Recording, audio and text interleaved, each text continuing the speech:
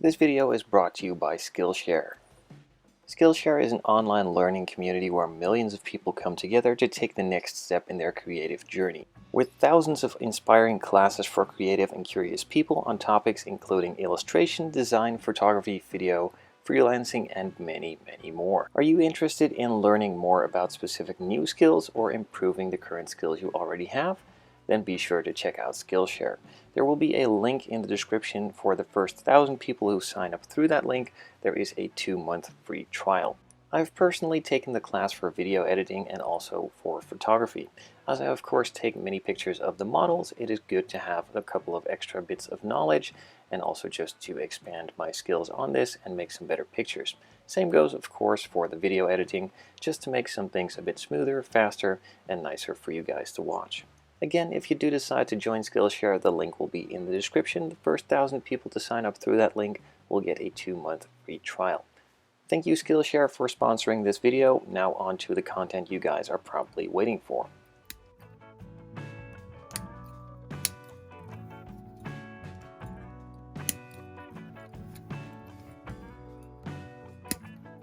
Once all of the parts were cut out of the sprues, I needed to clean them up a little bit more along some of the tabs.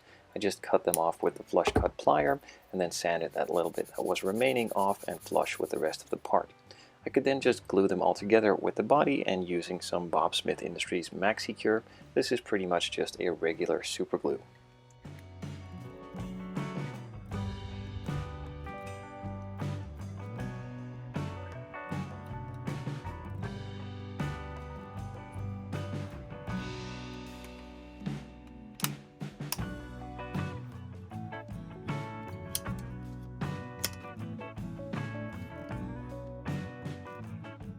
Now of course, before gluing all of these parts on, I checked in the instructions that they could be glued on before painting and any other assembly at later stages without running into trouble.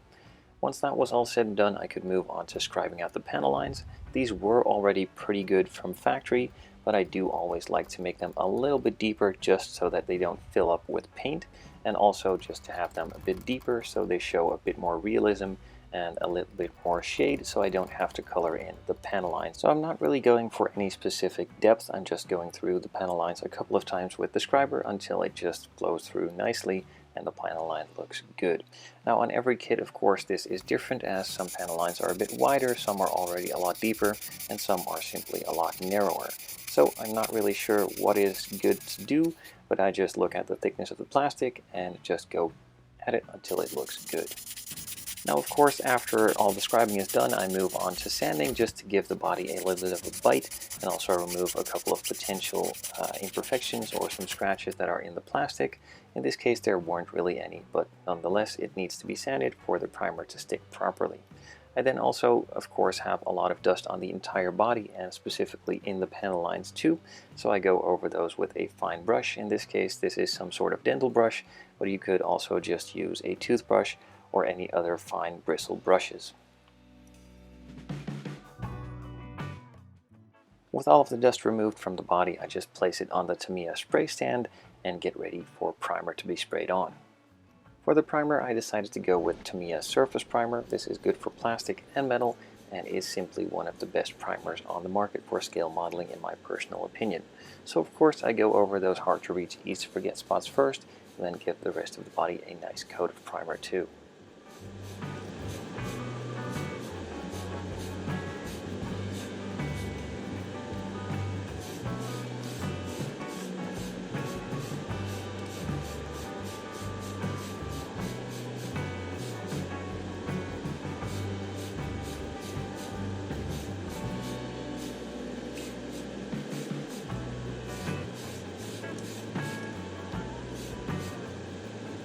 The first coat is applied. I let it sit and dry for about 10 minutes. It covers really nice and quickly, this Tamiya primer, so a second quick coat was good enough to get full coverage and a nice smooth finish. I then let it sit for about an hour before I started applying the color. Now, as most of you probably know, this Supra is pretty much a BMW from the inside, except for a couple of badges and some bumpers on the exterior. There of course is a lot more to it, but that's the meme that's going around on the internet anyways. So with that being said, it being pretty much a BMW, I was inspired by a BMW color scheme as well. I decided to go with Lime Rock Gray from Zero Paints. This is a BMW factory color, which is optionally available on some BMW models. Now I sprayed about 2 coats and it wasn't really the color that I was after. It was covering really well, however it wasn't really as gray as I wanted it to be, but more of a metallic silver tone. Now I wanted it to be a bit more chalk gray or a bit more Nardo gray. That's used on a lot of Audis these days, and of course a lot of other car manufacturers use similar colors, but that simply is a lot more of a base gray and not really metallic. So what I decided to do was take out another color that I had in my cabinet full of colors, which is Ferrari Grigio Medio. Now this is a gray color from Ferrari. It's a classic color, but of course also used on a lot of modern Ferraris as well. This does not have any metallics in it and is a bit of a gray brownish color. Now instead of just going with that color straight, I decided to mix it with a couple of drops of the Lime Rock Gray, which is a pearl metallic color, and it made the Grigio color a bit lighter and also went a bit more towards the Nardo gray color that I was after. In the end, it also covered really well, got a nice smooth finish, and after about 2 coats I was completely satisfied.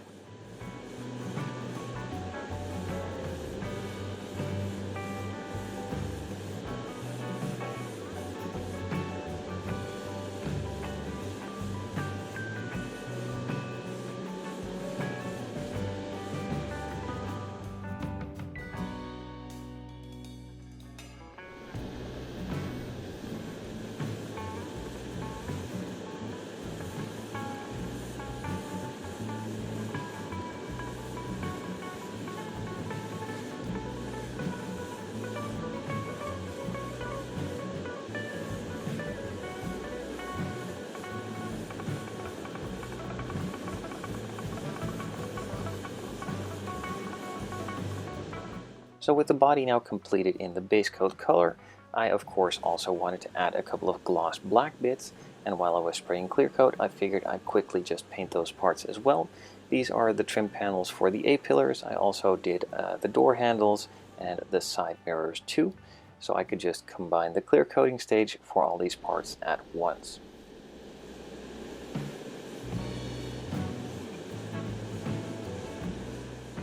With all of the smaller parts now clear coated, I could move on to the main body itself. Of course, as always, hard to reach, easy to forget spots first, and then give the rest of the body a good coat of clear as well.